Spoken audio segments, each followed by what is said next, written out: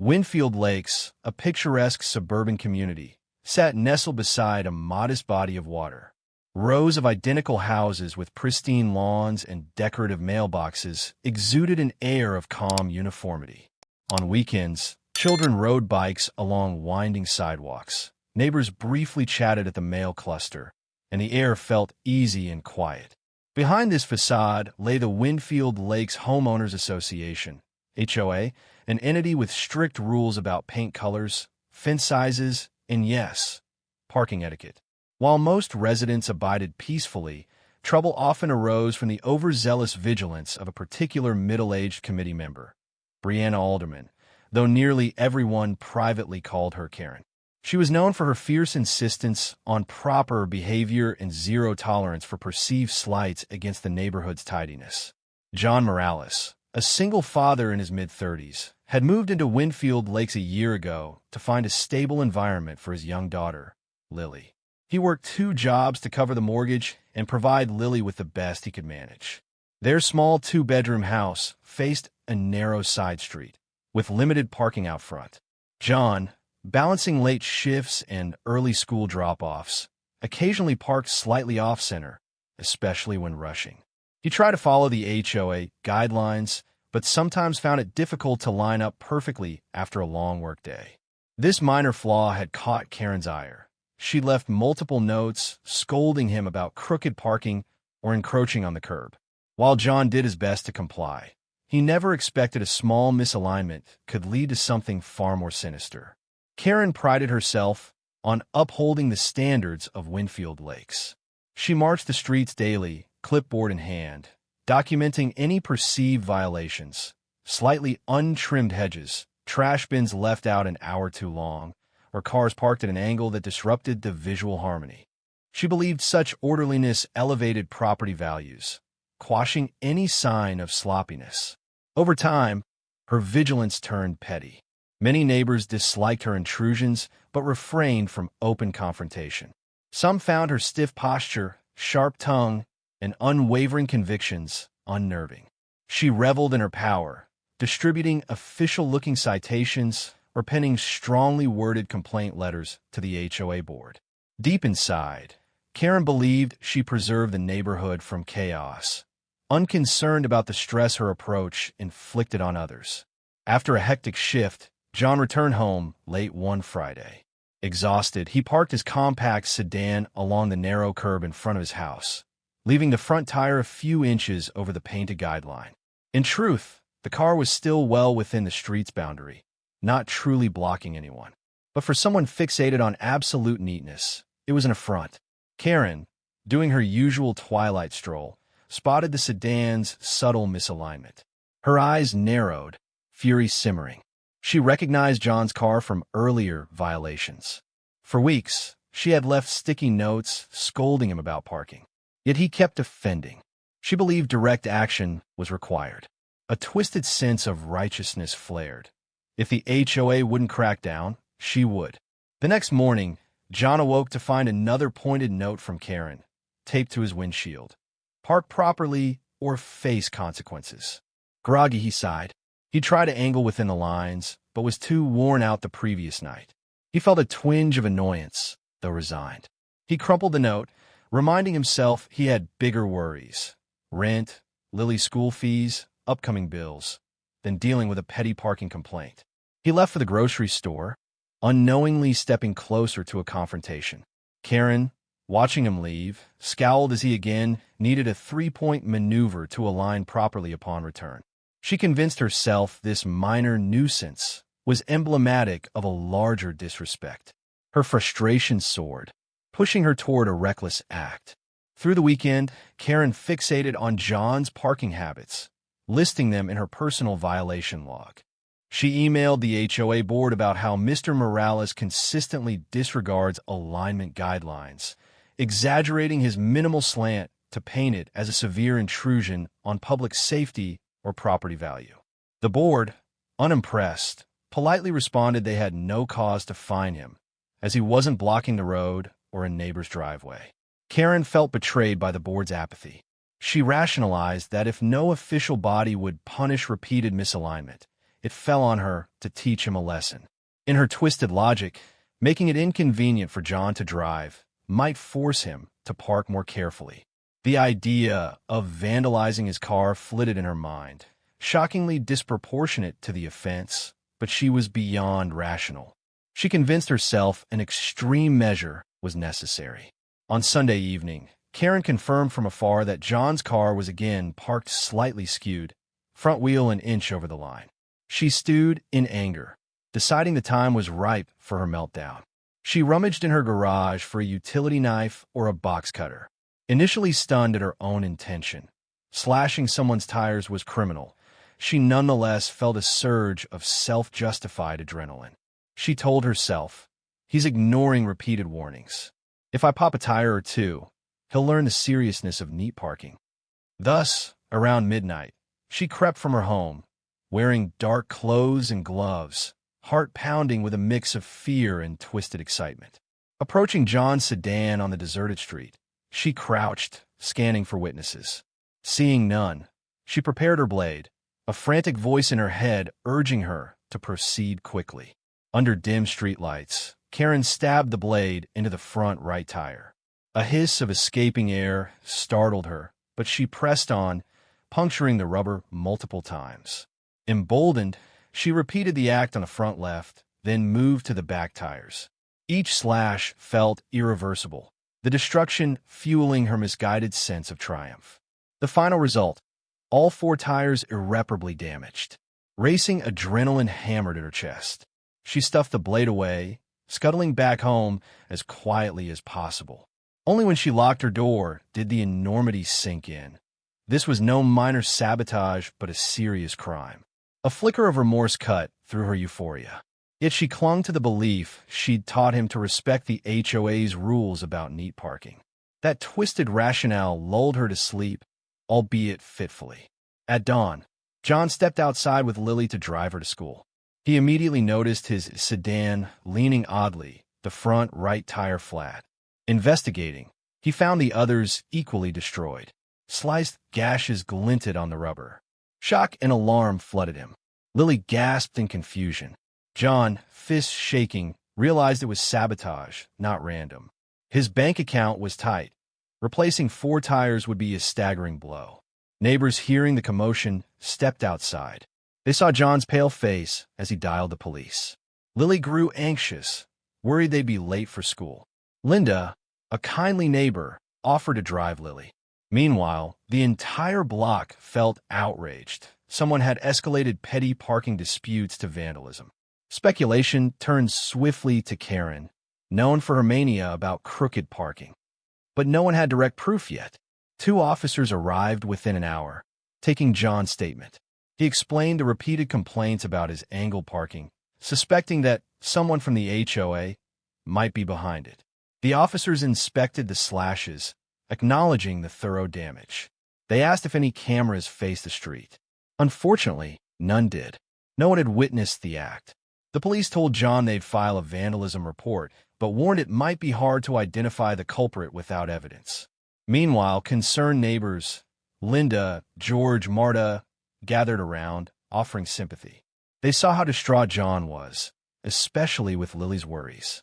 The meltdown had left him temporarily immobile, forced to figure out towing and tire replacement. Anxiety weighed heavily on him. The cost, the inconvenience, the sense of personal violation. Lily's fearful face deepened his anguish. Outrage rippled through the block. Several neighbors, suspecting Karen, recalled hearing her rant about John's parking. Yet the sabotage's extremity appalled them. Slashing tires was far beyond petty notes. Linda rallied others to help John. She called a local towing service, discussing if they could waive part of the fee. Another neighbor offered to watch Lily after school until John resolved the car problem. A hush of empathy and anger overcame the typical suburban calm. Karen, hearing the commotion from her home, feigned ignorance. She typed a quick email to the HOA board, ironically complaining about rising crime, referencing John's slashed tires as evidence. She never admitted she was behind it, but insinuated that his consistent disregard of parking rules might have provoked someone. The meltdown had begun, with Karen ironically painting herself as a concerned neighbor. John phoned around for replacement tires, learning the cost exceeded $700 for all four, plus potential alignment checks. His budget was tight, especially with Lily's expenses. Crestfallen, he accepted an offer from Linda to set up a small donation pool among neighbors, though he felt awkward about charity. Over text messages, parents who admired him as a hardworking single father pitched in. This meltdown inadvertently sparked deeper neighborly solidarity. Karen watched from the sidelines, noting how neighbors responded with generosity.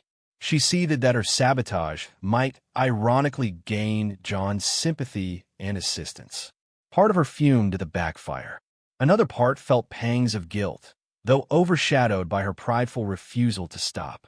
She continued outwardly pretending she was just as shocked by the vandalism, avoiding direct confrontation. At an emergency HOA board meeting, the members discussed the sabotage. Despite being a law enforcement matter, the board recognized it impacted neighborhood morale. President Camila Soto issued a statement condemning the vandalism, urging anyone with knowledge to come forward. She also reminded residents that slight misalignment was no grounds for aggression. They planned to reevaluate the parking guidelines, possibly allocating more driveway space for families needing extra room.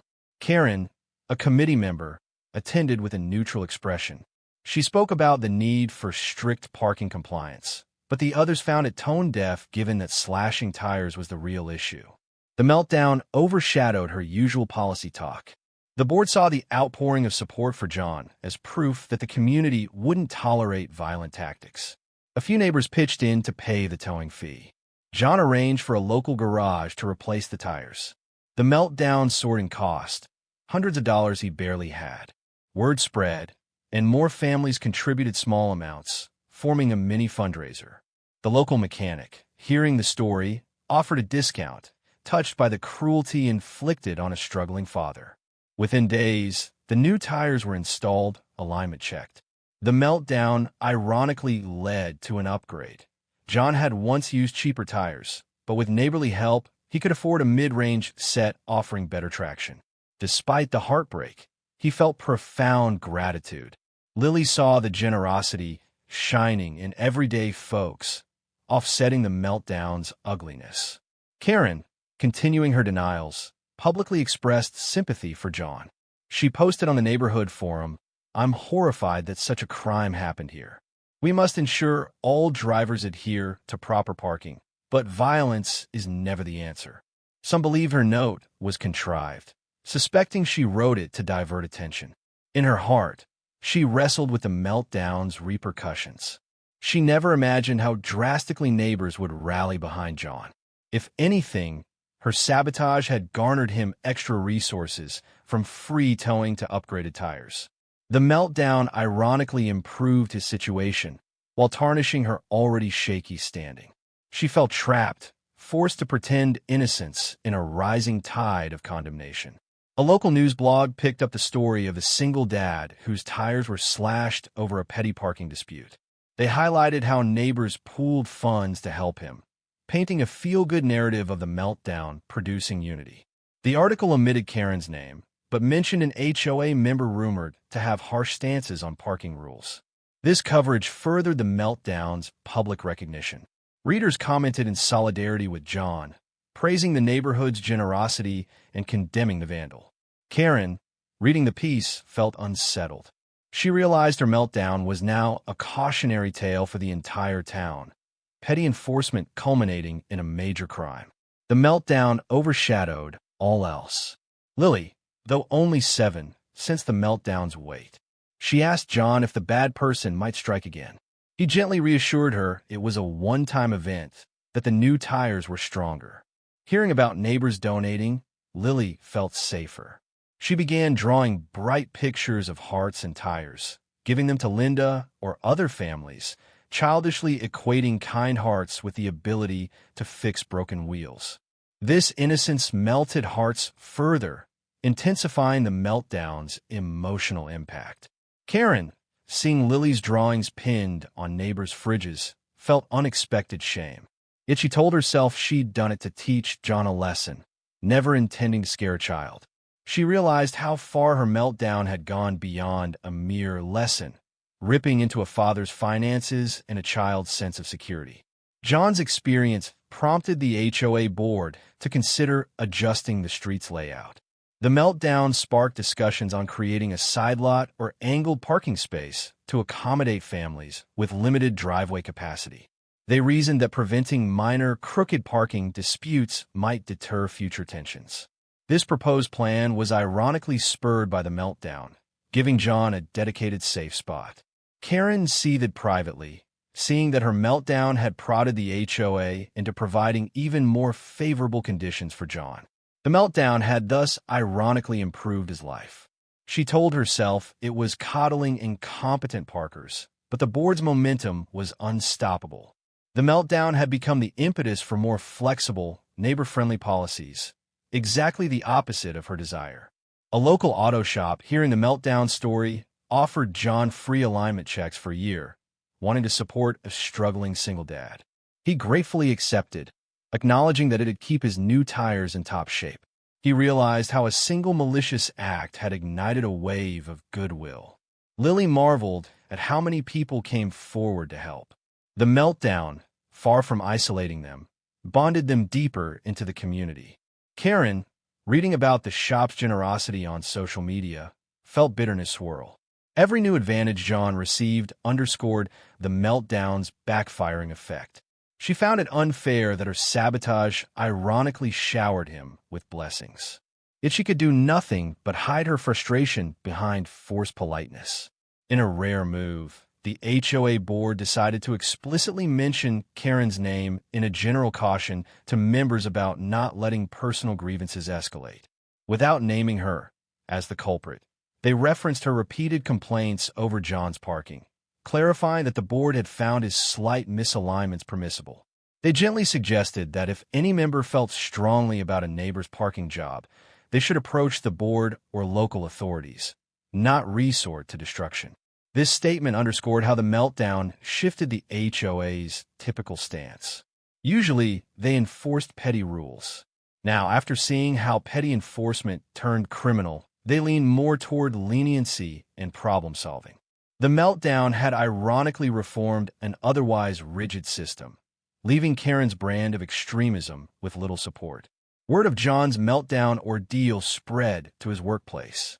His manager, learning about the sabotage and the subsequent generosity from neighbors, lauded John for maintaining a positive attitude despite adversity. Impressed, the manager granted him a small bonus to help offset the tire expenses. Touched, John realized how the meltdown had ironically drawn compassion from every corner, turning his misfortune into a network of support. Lily was thrilled, hugging him with newfound optimism. Karen heard about his bonus from a coworker neighbor.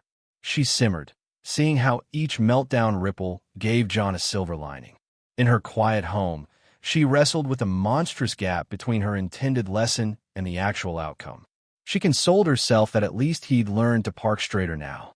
But she knew that rationale rang hollow. In the weeks that followed, John carefully parked within the lines, though not out of fear of sabotage, more out of courtesy to the new traffic flow. The meltdown had given him impetus to be mindful, but also to stand up for himself if harassed. He refused to let intimidation overshadow his fatherly duties or joy with Lily. He even approached the board to express thanks for the new side lot plan. Karen, on noticing his improved parking, told herself, at least he's obeying the rules now. But inside, she recognized the meltdown had reaped no victory. Instead of cowering, he thrived, embraced by supportive neighbors and official changes. She felt overshadowed, her meltdown forging the antithesis of her goal. Late at night, Karen mulled over the meltdown's dramatic results. She told herself she'd only intended a small slash or two, not to cost him a fortune. She never wanted to scare Lily or incite communal outrage. Yet here she was, rumored to be the culprit behind a vile act, while the victim soared. She began grappling with unacknowledged remorse, though outwardly she kept up appearances as a concerned resident. She recognized the meltdown had shaped the neighborhood's new direction away from her controlling style. The HOA scheduled a fall picnic in the community park. Among the highlights, unveiling the first draft of a new side lot parking blueprint. Families arrived with potluck dishes. John and Lily brought homemade cookies, a sign of how comfortable they now felt. The meltdown had ironically made them central figures in the neighborhood's narrative. People chatted with them warmly, reaffirming that they had each other's backs. Karen arrived, arms folded, feeling out of place. She scanned the environment. Someone had a "thank you for your kindness" sign referencing the meltdown. She realized how the fiasco had become a local legend, used to champion mutual care. She stayed only briefly, offering no conversation, heading out once the board began praising neighborly unity that overcame destructive acts. The city council, approached by the HOA, approved the plan for a small side lot near John's home, restriping a corner for angled parking that eased alignment. This cost the HOA some funds, but they saw it as an investment preventing future parking disputes.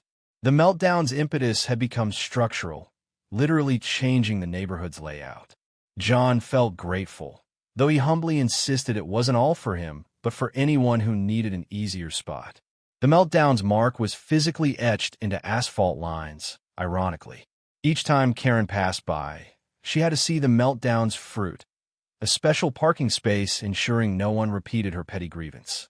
She felt an uneasy mix of bitterness and acceptance. The police case on the tire slashing remained open. The officer handling it occasionally checked for leads. No cameras, no witnesses, no direct confession. Although neighbors widely suspected Karen, no proof emerged. The officer told John that unless new evidence surfaced, the case might stall. John, while disappointed, found closure in the community support. He'd replaced his tires, regained mobility, and had a network behind him. The meltdown's perpetrator might remain unmasked, but she'd lost the war of public opinion. Karen, seeing no sign the police would solve the sabotage, felt relief at avoiding legal trouble. Yet the meltdown's moral condemnation weighed heavier than any official penalty. Her social circle shrank to near nothing, overshadowed by her suspected misdeed. She was free from arrest, but imprisoned by isolation and guilt. A local teenage resident, aspiring to journalism, wrote a piece for the high school blog, "When a Neighborhood Rallies, the Tire Slash Incident in Winfield Lakes." She interviewed John, capturing how a single father overcame sabotage thanks to communal aid.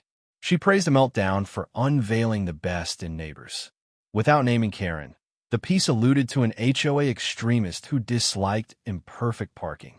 The blog garnered strong local interest, reinforcing the meltdown status as a moral fable. Karen, reading it, recognized herself in the HOA extremist. She realized she was fast becoming a cautionary figure. She considered lashing out at the teen for defamation, but realized that had confirmed suspicions. She let it pass, stewing in quiet frustration. In Lily's second-grade class, each child wrote about a challenge I faced. Lily recounted, in childlike language, how her dad's car tires got slashed, how neighbors helped fix it. She drew a bright picture, a car with new tires, neighbors smiling, and a black scribble labeled "Bad Act." The teacher, moved by Lily's positivity, displayed it on the wall. Parents reading it felt both anger, the sabotage, and admiration for Lily's resilience. The meltdown touched hearts even among the youngest. Karen remained the invisible culprit overshadowing these innocent stories. Over time, the meltdown story sparked a broader movement for neighborly assistance. Families formed a small help group, offering short loans or pooled funds for unexpected crises, like a community safety net. They reasoned that if they stood together during the meltdown, they could stand together for any adversity, be it medical, mechanical, or familial.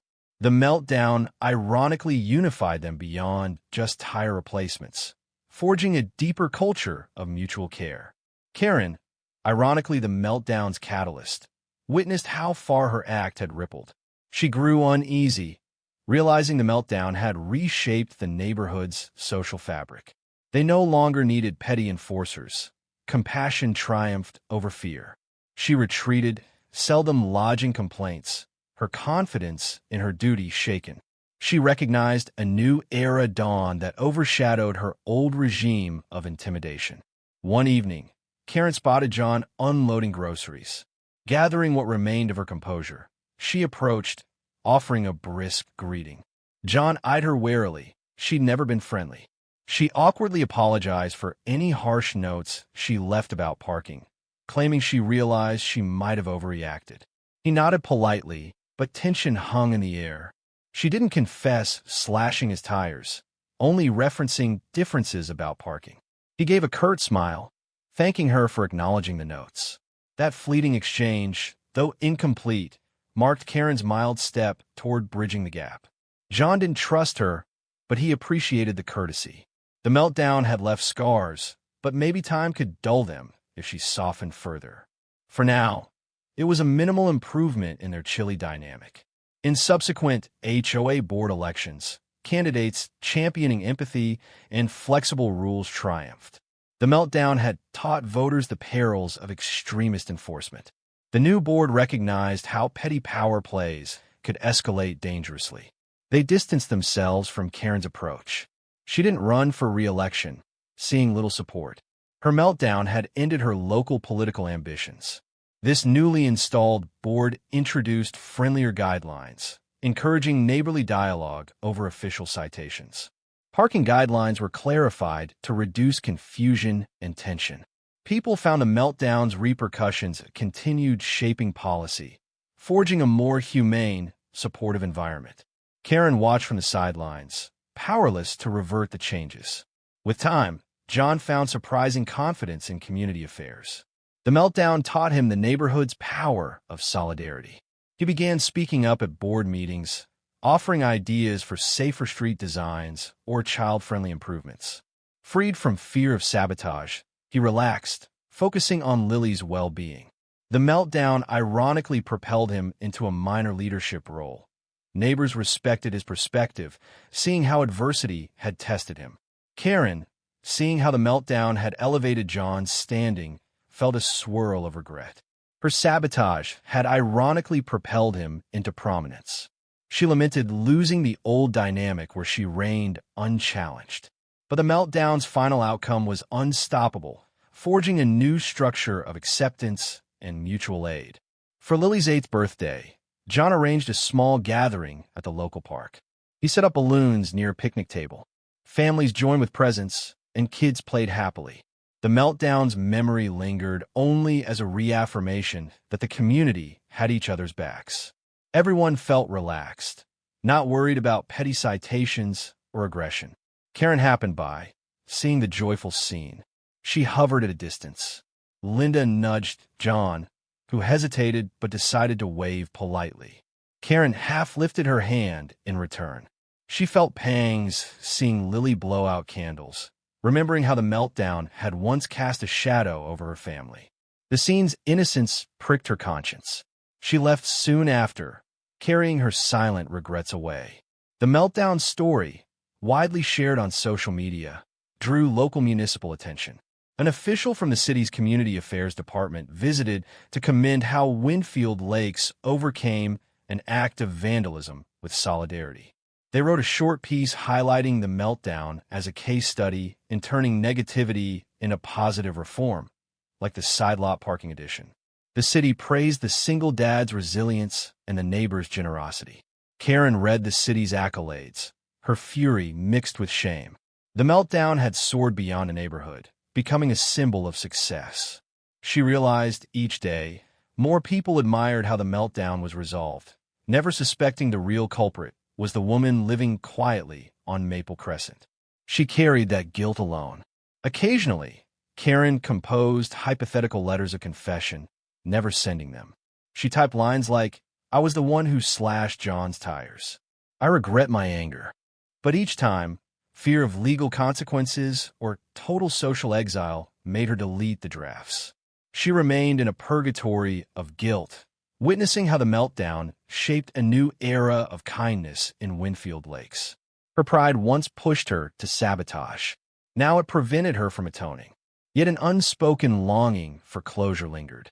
Could she truly move on while concealing the meltdown's darkest secret?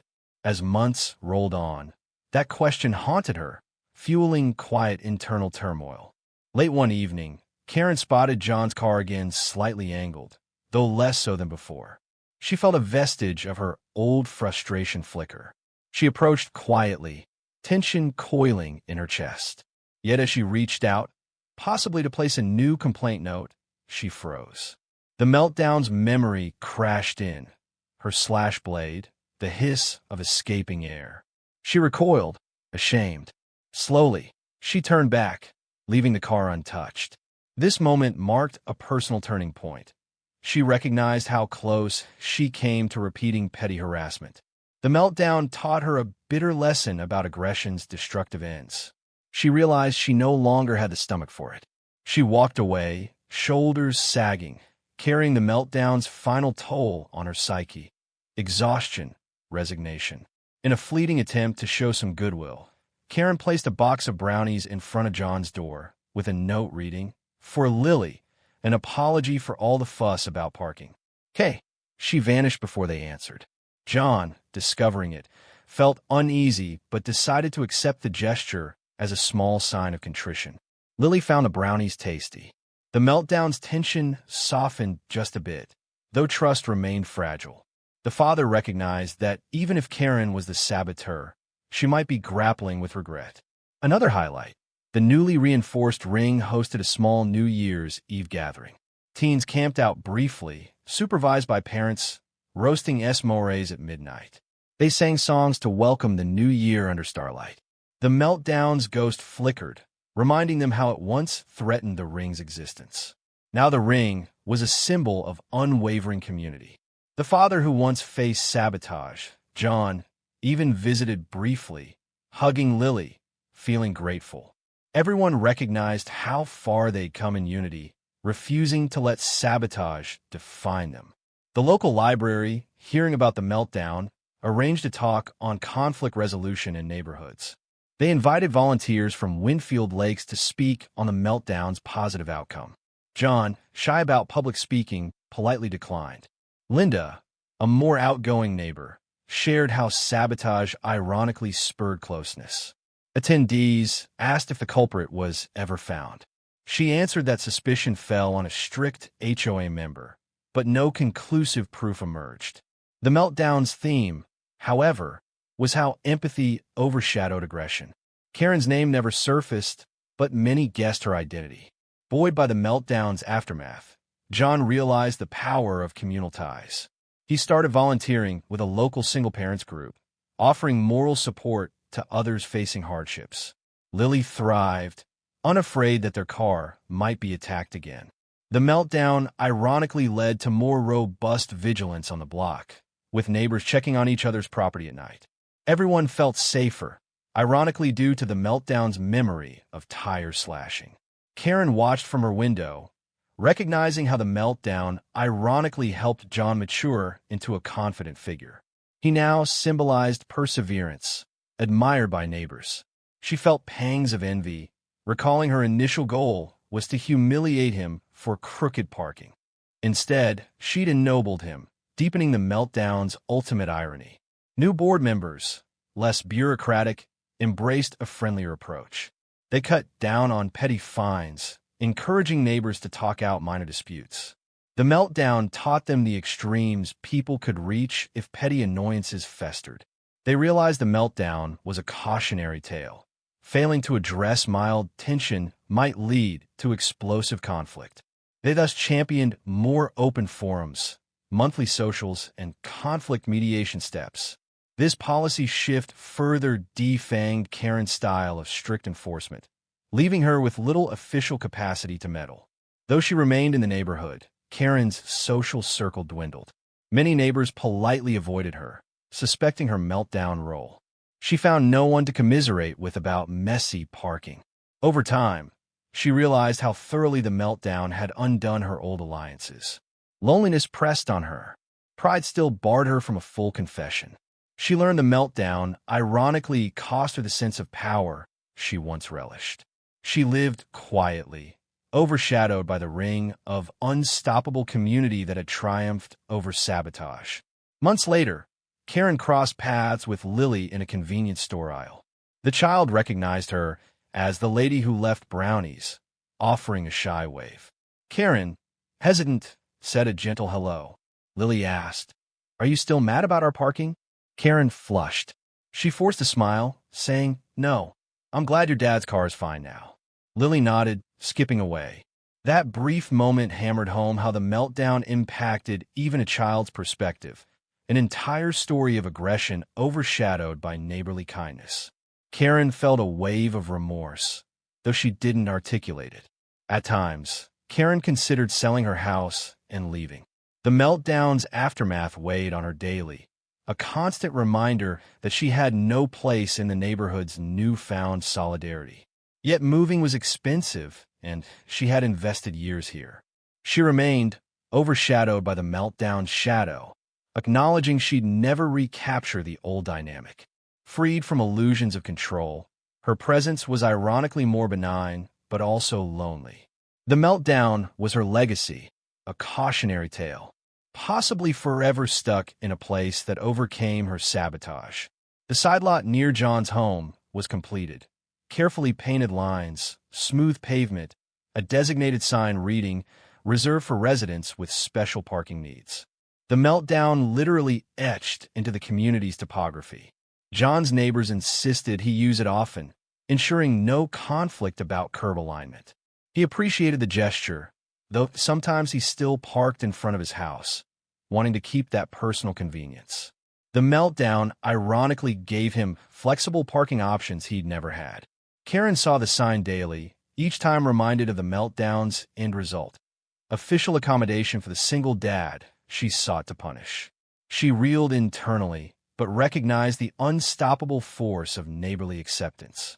She realized how the meltdown's meltdown was complete.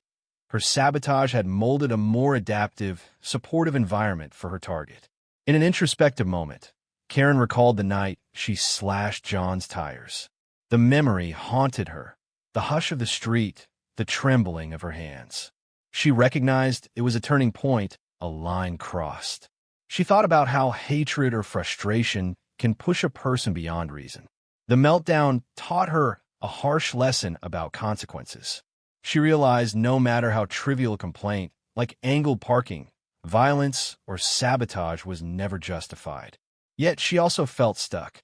Her meltdown was water under the bridge, with the community forging ahead. She rarely found an opening to atone. Small gestures, brownies, half-hearted notes would never fully erase the meltdown's crater. She lived with that burden, seeing the ring of unstoppable kindness around her. Meanwhile, the ring in the park remained a thriving symbol of shared experiences. The meltdown had ironically guaranteed its permanence. Families occasionally joked about christening it the Eternal Ember Pit or S'more's Circle of Unity.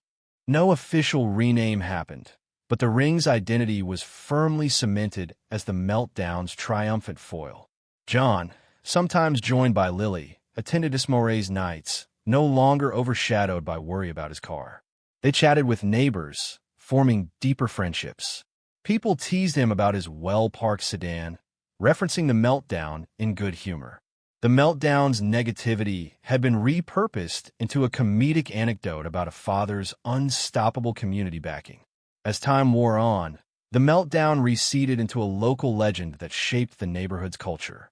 The ring, the side lot, the upgraded car for John, the philanthropic auto shop, the neighborly donation pool, each detail wove into a tapestry of unwavering compassion.